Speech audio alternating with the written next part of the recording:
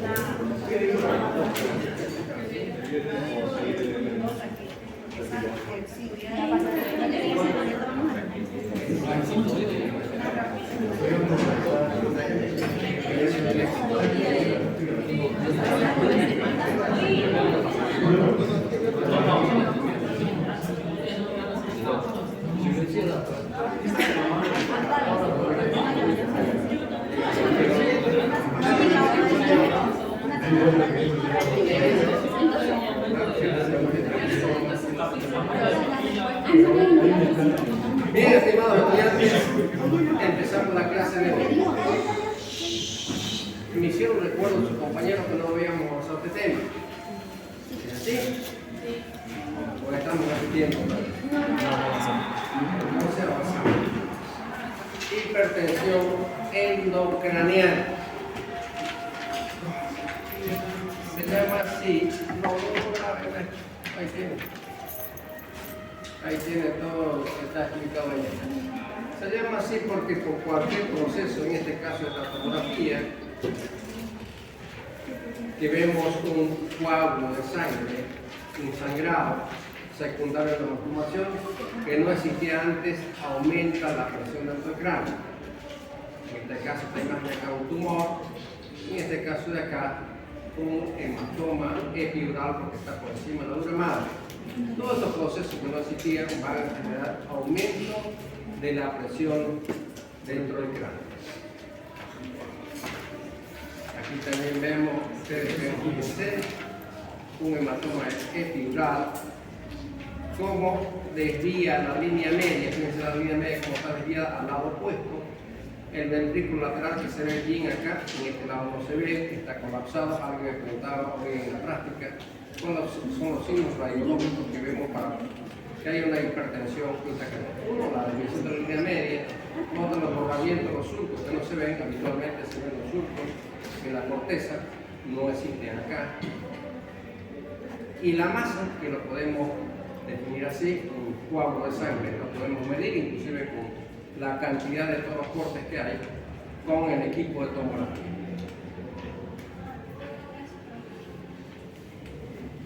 Entonces, para comprender mejor esto, vamos a hablar de los compartimientos intracraneales.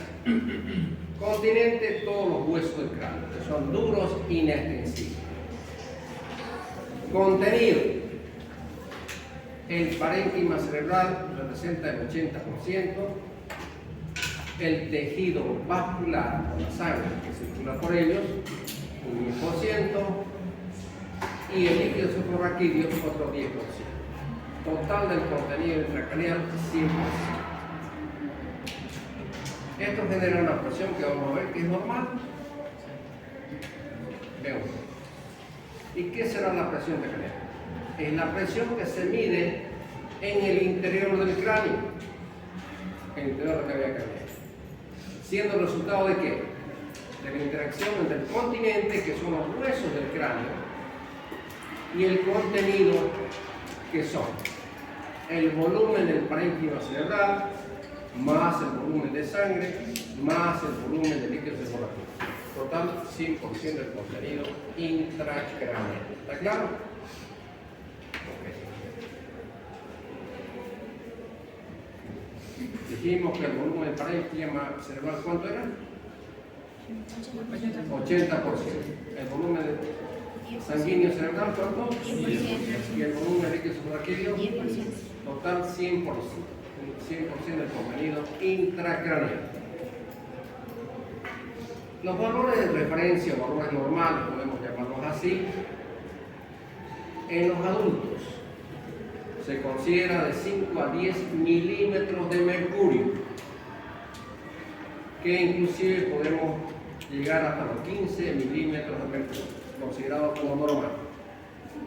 En los niños de 3 a 7 milímetros de mercurio vemos que es mucho más bajo, y en los recién nacidos todavía mucho más bajo, de 1.5 a 6 milímetros de mercurio. Esos son los valores de referencia o valores normales. Nuevamente, contenido intracraniano. Volumen parénquima cerebral, 80%, volumen sanguíneo cerebral, 10%, y volumen de líquido suprarraquídeo, 8%. Esto es el volumen total intracraneal, volumen parénquima, volumen de sangre y volumen de líquido cefalorraquídeo.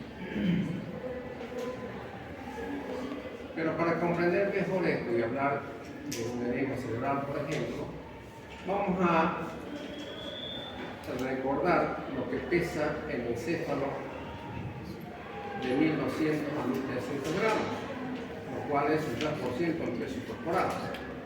Consume el 15% del gasto cardíaco y el 20% del oxígeno inspirado. ¿Cuándo se incrementa este volumen? En los edemas cerebrales.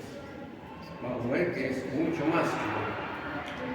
Tenemos de origen vasogénico, de origen citotóxico y de origen intersticial. El volumen sanguíneo cerebral, que se abrevia así, representa 10%, es igual a 100 menos 150 centímetros cúbicos. El flujo sanguíneo cerebral, que se abrevia así, es una fisiología un poquito engorroso, pero hay que hablarlo porque todo eso se altera cuando hay aumento en la presión intracraneal. Es el volumen de sangre que se mide en una unidad de tiempo. ¿Necesaria para qué? Para los requerimientos tanto de oxígeno como de nutrientes del tejido cerebral. Este flujo, que es de 50 a 55 centímetros cúbicos por 100 gramos por minuto, se mide en unidad de tiempo. En la sustancia gris, a mayor cantidad, vean ustedes, de 80 a 85 centímetros cúbicos por 100 gramos por minuto. Y en la sustancia blanca es mucho menor, de 15 a 30, 100 gramos por minuto. ¿Y este flujo de qué depende? De la presión de percusión cerebral, que se ve así, de la demanda metabólica cerebral, de la presión de CO2 y de la presión de oxígeno. Por eso van a ver en los pacientes críticos, siempre se están midiendo las gasometrías. Las gasometrías son seriadas que se hacen varias veces al día, sobre todo en pacientes que están ligados a un respirador mecánico. Y este flujo se mantiene constante debido a mecanismos de autorreproducción que lo conocemos. La presión de perfusión cerebral es igual a la presión arterial media menos la PIC. ¿Qué es la PIC? Presión intracraneal. Muy bien. En condiciones normales dijimos que la presión de perfusión cerebral es de 50 a 150 milímetros de mercurio. La presión arterial media de 80 a 160 milímetros de mercurio y la PIC de 0 hasta 15 para un adulto. ¿De acuerdo?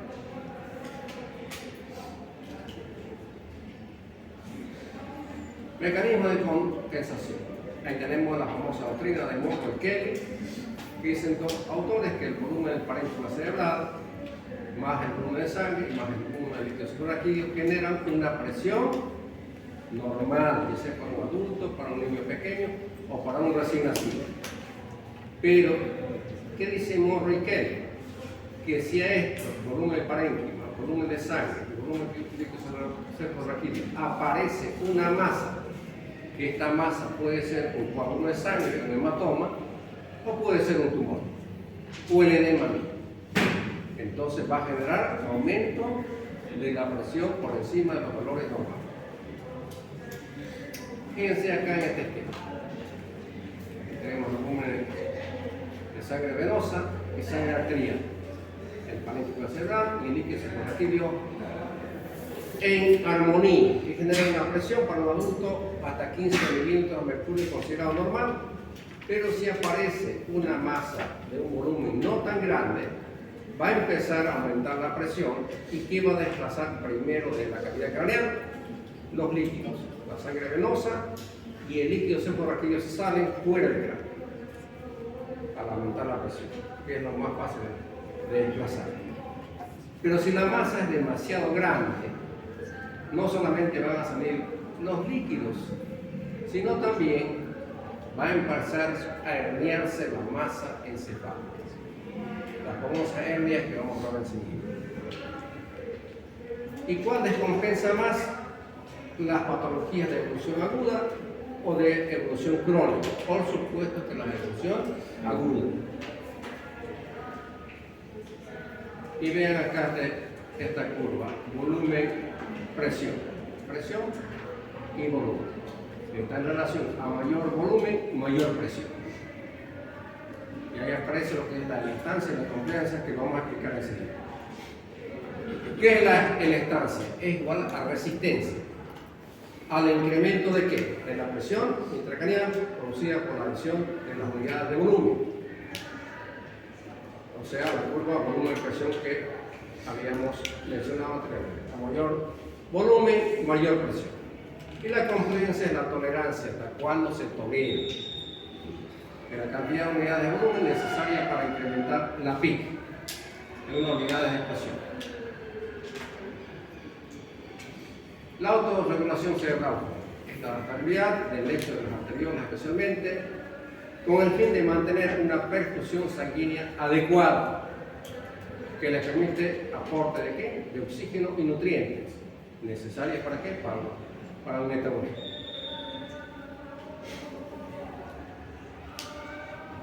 Mecanismos de autorregulación: presión, resistencia, regulado por el tono de las arteriolas. Vemos, por ejemplo, cuando la presión de perfusión cae, por supuesto que el flujo sanguíneo también va a estar bajo. Es relativo. Si la presión de perfusión está alta, el flujo va a ser también alto.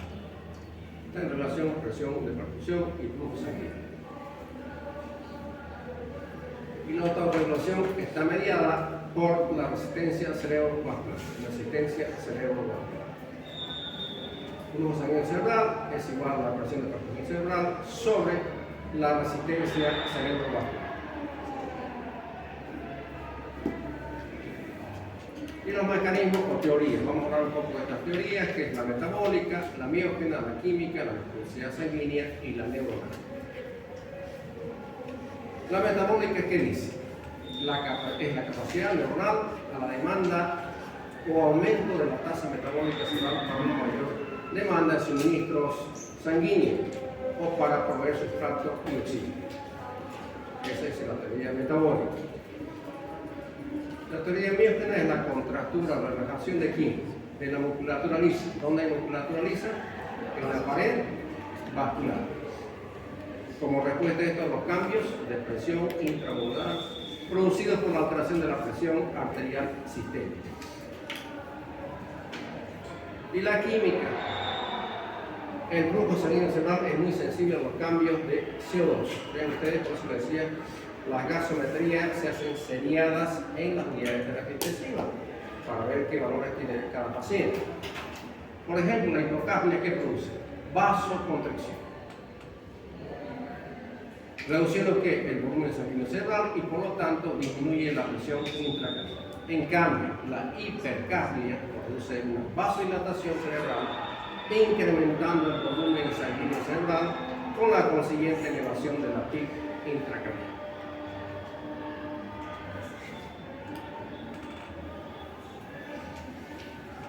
La hipertensión arterial. Los mecanismos. Teoría de la viscosidad sanguínea. Aquí tenemos a mayor hematocrito, mayor viscosidad. ¿Qué es la viscosidad, jóvenes? Cuando los líquidos están muy livianos o muy lentos en su circulación, ¿no? Entonces, por ejemplo, una sangre, uno que tenga, vamos a decir, 16 de hemoglobina, que existe en las alturas, digamos, entonces la sangre circula más lentamente. En cambio, en los niveles bajos, la sangre tiene menor hematocrito, por consiguiente circula más rápido. A menor hematocrito, menor viscosidad, mejor plasticidad y mayor velocidad circulatoria. Es el efecto de un medicamento que es muy antiguo, que se sigue utilizando, que es el manicol, un diurético osmótico.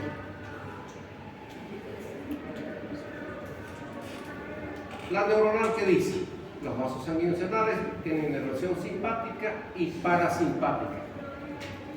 La inervación autonómica está asociada a la acción de los neurotransmisores, que es NAP,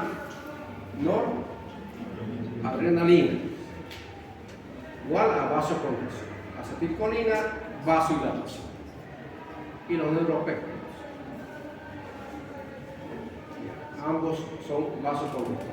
Es lo que se utiliza en las unidades de terapia intensiva, con la presión estimulada. Entonces, en la fisiopatología, ¿dónde está el conflicto jóvenes de la hipertensión? Entre el continente, ¿qué es el continente? Los huesos del cráneo, que son indispensibles. ¿Y el contenido? masa encefálica, LC y... Exacto, la masa encefálica, el 80%, por lo que ha llegado tarde, 10% líquido suborraquídeo y 10% la sangre. Esto puede ir al equilibrio, que es la compensación, o a la descompensación. La compensación generalmente lo vemos en los pacientes con evoluciones crónicas que van, por ejemplo, tumores que van creciendo lentamente, no así aquellos de crecimiento rápido. Y la descompensación lo vemos en los cuadros agudos, por ejemplo, un paciente que se llega a tener un traumatismo de cráneo, se genera un edema o un hematoma, rápidamente lo descompensa y el paciente entra en coma. Entonces, ¿qué es la hipertensión craniana, jóvenes? El aumento de la presión craneal por encima de los valores normales. ¿A consecuencia de qué? Que se han agotado los mecanismos de compensación utilizados para su evolución. Efecto de la hipertensión craniana. Trastornos de los compartimientos, que son las famosas hernias que vamos a ver.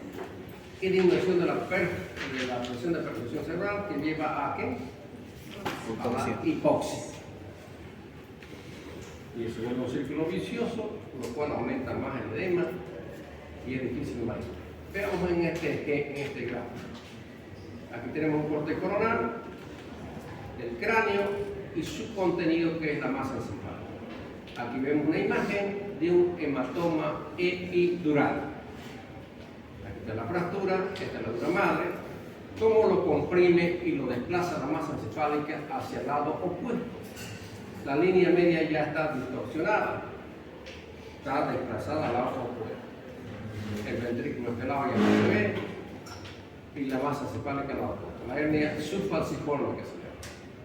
Vemos también, se sigue aumentando la presión, como parte del únculo del temporal se desplaza hacia abajo, hacia el tronco encefálico y comprime aquí el mesencéfalo, el únculo del tronco, la hernia uncal.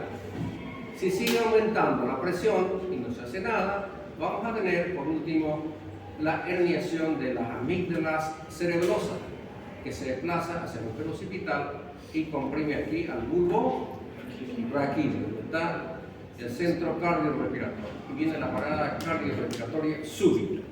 Y listo, ahí llegó el paciente. Así de grave es la hipertensión cuando no se puede controlar.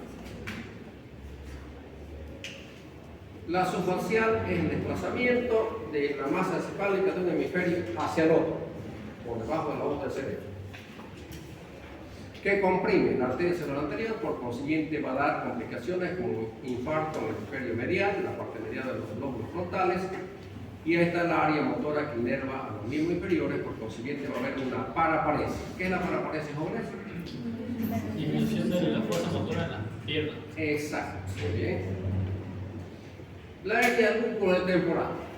Aquí el desplazamiento del hipocampo, la hernia que se va hacia abajo por el medio de la espina del cerebelo y comprime la parte superior del tronco encefálico. Los pedúnculos cerebrales del mismo lado, ahí donde se origina el tercer par craneal, va a tener un tercer par craneal de un lado y un trastorno motor del lado contrario. Eso es lo que vemos en la hernia uncal. Una hemiparesia, una hemiplegia y una midriasis del lado contrario, del mismo lado de la lesión.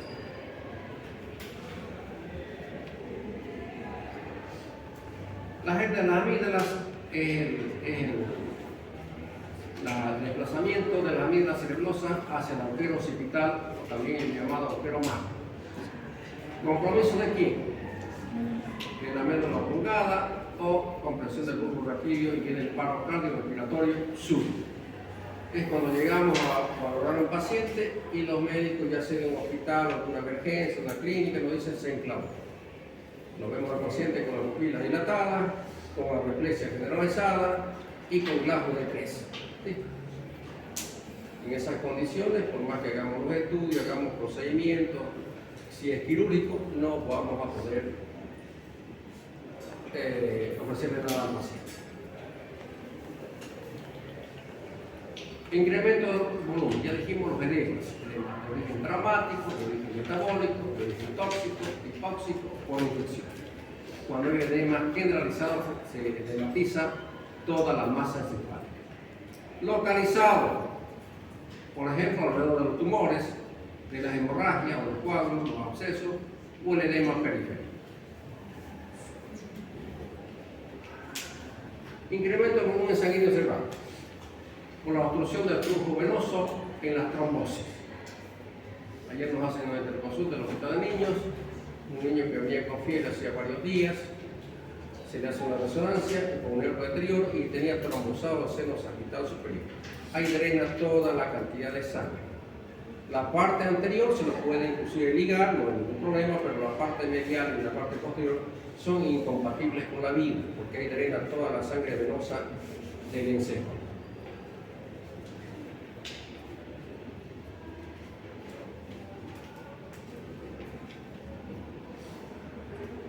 La disfunción del líquido suprarraquídeo, les comenté algunos casos a ustedes que se tuvieron que, por ejemplo, la hidrocefalia aguda, aquella que en poco tiempo dilata los ventrículos y genera aumento de la presión intracraneal, se tiene que actuar rápido y colocar drenajes ventriculares para hacer una descompresiva interna.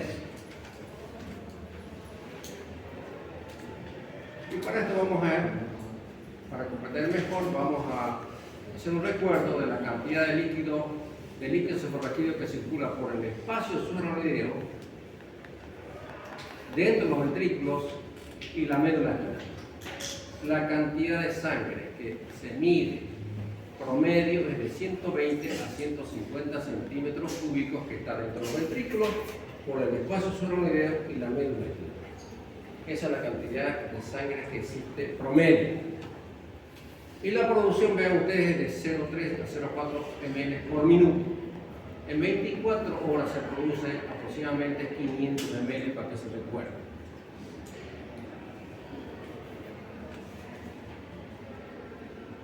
Cuadro clínico de la hipertensión. Factores determinantes. La edad no es lo mismo un paciente joven que un paciente adulto mayor. ¿Cuál tolera más el aumento de la presión? Pues por supuesto, ¿por qué? Explíquele a su compañero, ¿está correcto? ¿Por qué toleran las personas mayores, por ejemplo, aumento del volumen de un hematoma? Porque hay una disminución de la masa encefálica, hay una atrofia. Correcto, se llama atrofia. Es una atrofia o una evolución fisiológica que se presenta en la persona de edad avanzada y el cerebro tiene menos volumen. Por consiguiente, va a tolerar mejor aumentos de volumen. La causa, la etiología, ¿no? La velocidad de instalación, ya les dije que los procesos agudos descompensan más rápido que los procesos de evolución crónica. Por ejemplo, los tumores empiezan a dar clínica generalmente cuando tienen un volumen de 2.5 centímetros de volumen. Entonces, y depende también el tipo de tumor. ¿Cuáles crecen más rápido? Los tumores malignos. En cambio, los tumores benignos son de crecimiento lento y llevan muchos años en que uno ya hace un diagnóstico y el paciente lo ha tolerado, ha ido acomodándose esa presión intracraneal con el tiempo, porque el crecimiento ha sido lento. ¿Y cuál es el cuadro clínico? Cefalea, vómitos explosivos y cuando hacemos el fondo de ojo encontramos edema de papila. Y cuando está descompensado, ya se altera el estado de conciencia, el paciente puede estar estuporoso o en coma y se alteran las funciones vitales. Cuando llega ya a tener un glasgo muy bajo. Cefalea progresiva con vómitos explosivos, confusión y trastorno de la conciencia que hablamos, y los signos vitales se van a alterar en la famosa tríada de Cushing, en la hipertensión endocraniana. La respiración va desde una bradicardia al paro respiratorio. La frecuencia cardíaca va desde una bradicardia al paro cardíaco. Y la presión arterial, vemos cómo hay aumento de la presión. Presión con pulso amplio, hipertensión arterial. Esa es la tríada de Cushing. Es la última etapa que quema un paciente antes de hacer el paro cardiorrespiratorio. Cambio de las pupilas. Puede haber pupilas mióticas, miriáticas, reactivas o no reactivas a la luz, y la anisocoria diagnostica. Fondo de ojo. Podemos encontrar hemorragia retinal, con ausencia del pulso venoso y venas retinales engrosadas, especialmente en los cuadros agudos. Y en los crónicos aparece lo que se llama edema de papila.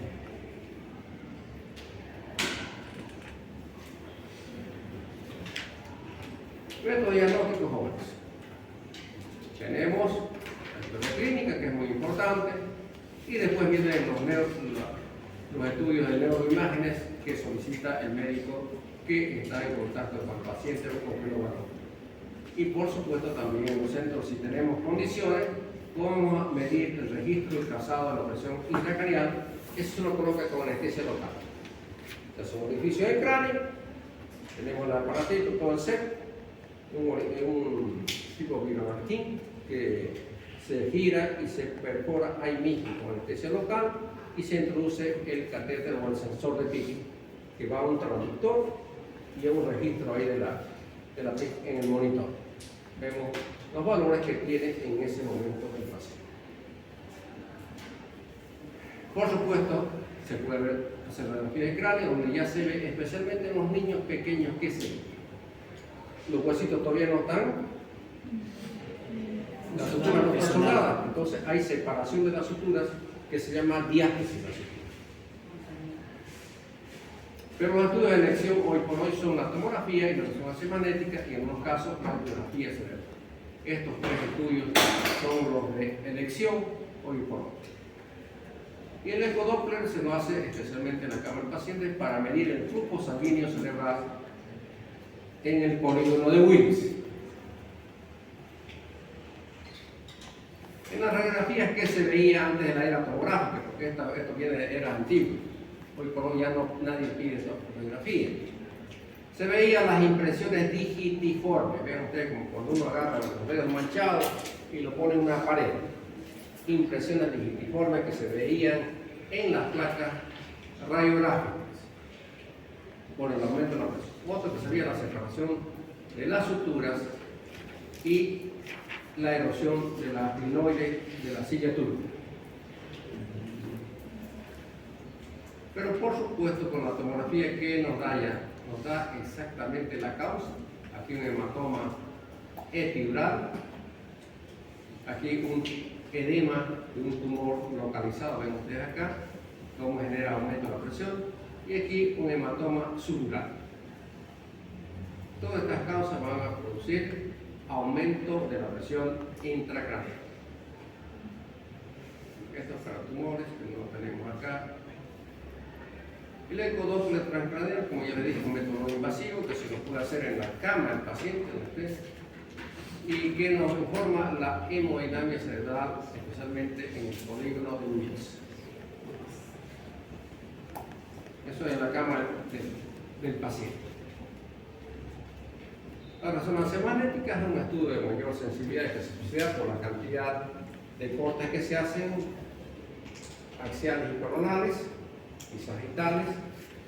Nos da mejor perspectiva cuando queremos hacer un procedimiento quirúrgico.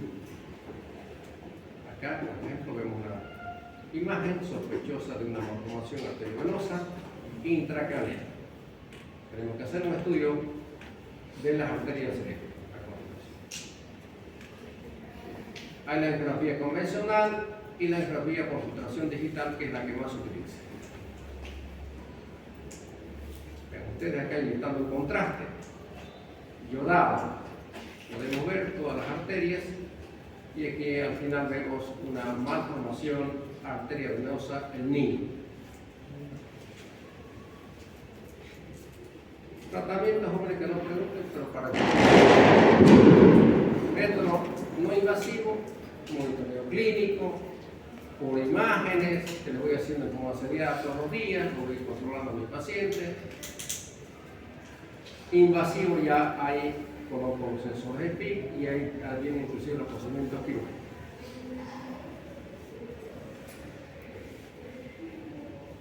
Monitoreo de la PIC, generalmente se recomienda en pacientes que ya están en coma. Llegan, hacemos la tomografía y colocamos el sensor de PIC. ¿Dónde lo colocamos? Ahí se puede colocar, el más usual es el intraparenquimatoso, subdurales o intraventricular, en algunos casos.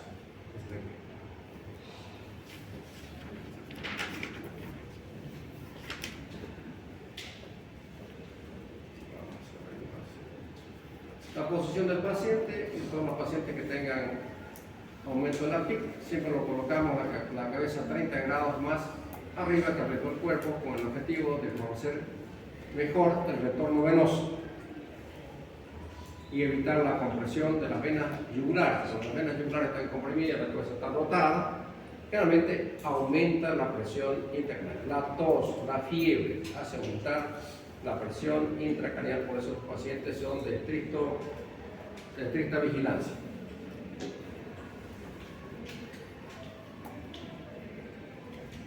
Evitar la fiebre, como dice, prevenir hipoxemia, prevenir hipovolemia, convulsiones, sedación con una estancia de agua la mayor parte de los pacientes con narcóticos y la aspiración de las secreciones bronquiales.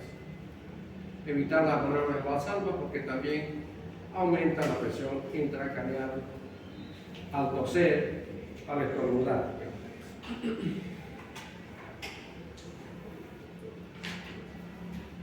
Y cuando requiere ser intubado, por supuesto que tiene que intubarlo los pacientes. Y el neuromonitoreo. Aquellos pacientes que lleguen a la unidad de terapia intensiva, el monitoreo es la presión intracraneal, presión arterial media, presión venosa central y la saturación de oxígeno. Todo eso va a un monitor donde va registrando acá los valores y nuestras enfermeras nos hacen registro continuo y nos informan.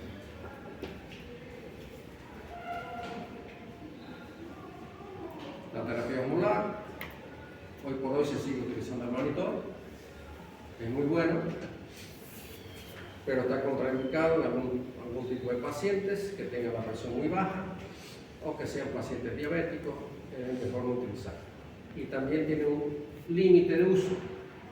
Si bien es un diurético osmótico, después de las 72 horas, esto empieza a actuar como reteniendo líquido, todo lo contrario. Lo más utilizado hoy por hoy para que tengan conocimiento de las soluciones salinas hipertónicas, que es la que más se utiliza.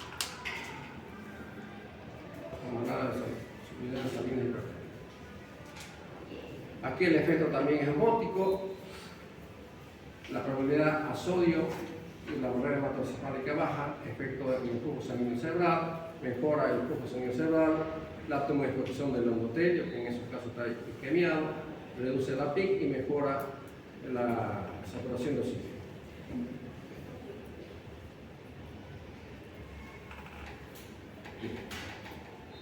Lo uso, se usa en terapia a resistencia al monitor, produce rápidamente la caída de la PIC y aumenta la PAM, por ser una solución salina. Efectos adversos, pacientes que están en coma y convulsiones muchas veces y la hemorragia intracerebral. O la mielonitis espontina, que es la más grave y la más temida, cuando uno a veces no controla el sodio.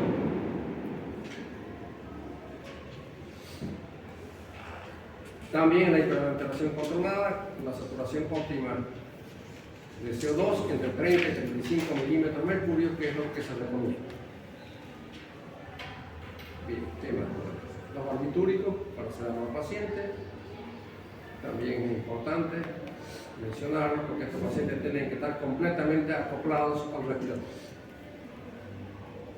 ¿Qué es lo que más se usa?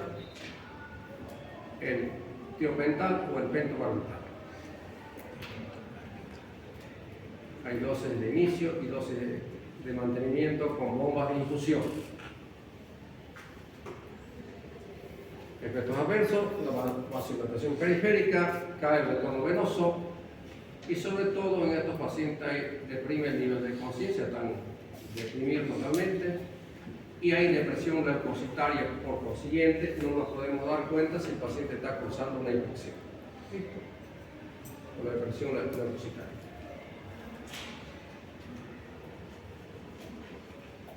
Bien. Yo no pregunto y la que hacemos habitualmente, que han visto ustedes en la clase, es las descompresivas externas, la craniostomía descompresiva. En este caso, una bifrontal. O puede ser la remoción de un hematoma.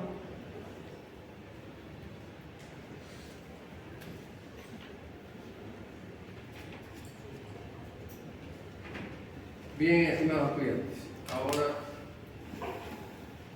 vamos a preguntar cuándo quieren dar el segundo parcial. Creo que hay por lo menos el 50%, los que vienen acá del grupo son bastante numerosos, son como 70, 80. Entonces ya tenemos los 4 temas avanzados que podríamos ya fijar una fecha tentativa. A ver, caballeros, pronunciarse.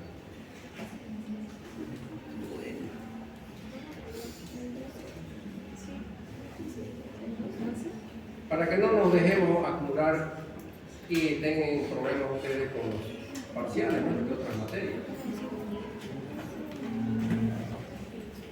A ver, quiero escucharlo, siempre tiene que ser consensuada. Yo no soy de esos que fijan la fecha, se da esta fecha y punto.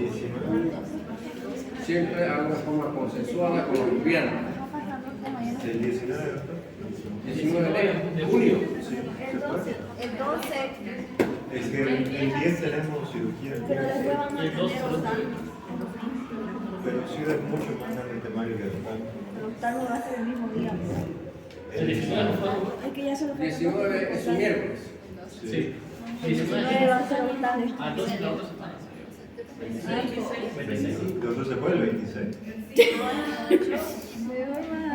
Bueno, a ver, porque no se olviden que el semestre termina ¿cuándo? ¿Cuándo termina el semestre? En julio, creo. Ah, termina en julio. Ya en agosto estamos en julio. El 19.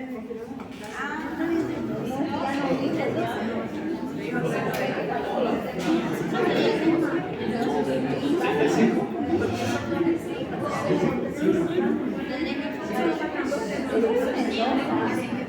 A ver, amigos, ¿cuándo? A ver, sí.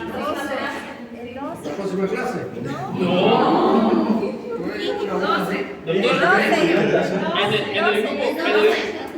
En el grupo vamos a hacer una encuesta y le pasamos la fecha de la coordinadora tentativa. ¿Puede ser? Perfecto, perfecto. Entonces los temas sería hipertensión neurocraniana, sería hidroencefalitis, hemos avanzado trauma raquimeural y tumores. Esos 4 temas.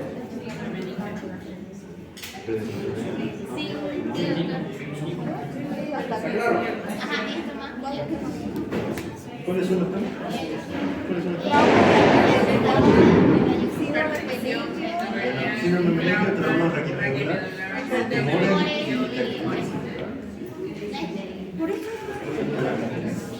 y meningo, ¿qué? Meningo.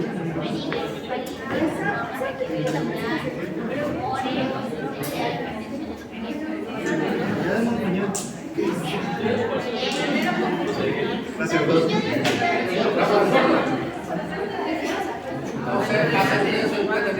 Sí, se le enviaría mañana, yo creo que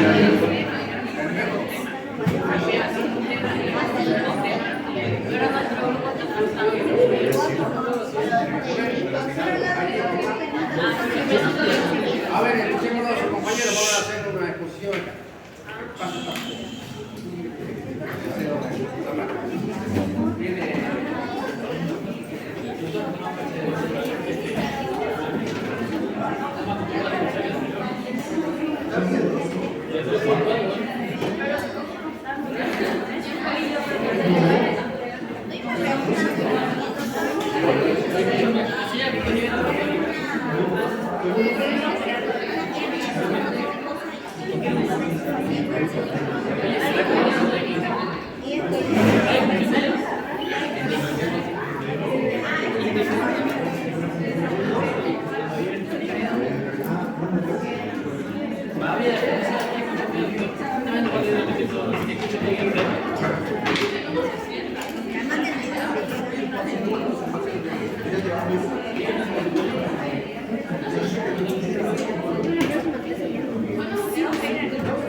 Es que yo